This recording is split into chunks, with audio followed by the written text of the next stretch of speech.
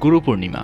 গুরু পূর্ণিমা হল হিন্দু, বৌদ্ধ ও জৈন ধর্মে পালিত একটি বিশেষ ধর্মীয় ও আধ্যাত্মিক উৎসব, যেটি গুরুদের সম্মান জানানোর জন্যই পালন করা হয়।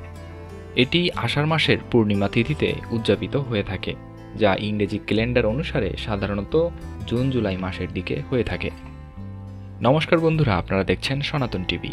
আজকের পর্বে আমরা জানব 2025 সালে গুরু পূর্ণিমা কবে পালিত হবে এবং এর উৎপত্তি ইতিহাস কি, কিভাবে পালন করে এই ব্রত। সনাতন ধর্ম মতে গুরু পূর্ণিমার সূচনা হয়েছে মহর্ষি বেদব্যাসকে স্মরণ করে।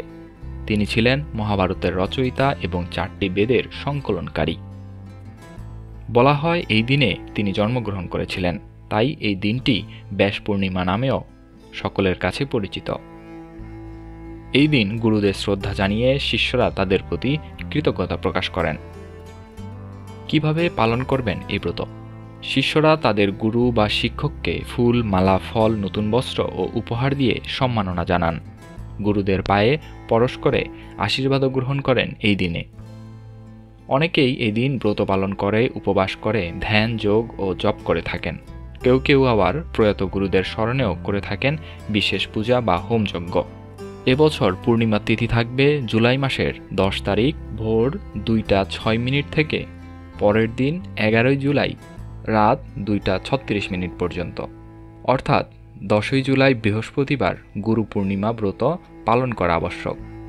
এই দিন শুদ্ধভাবে উপবাস পালন করে ধর্মগ্রন্থ পাঠ, জপ ও ধ্যান করা যায়।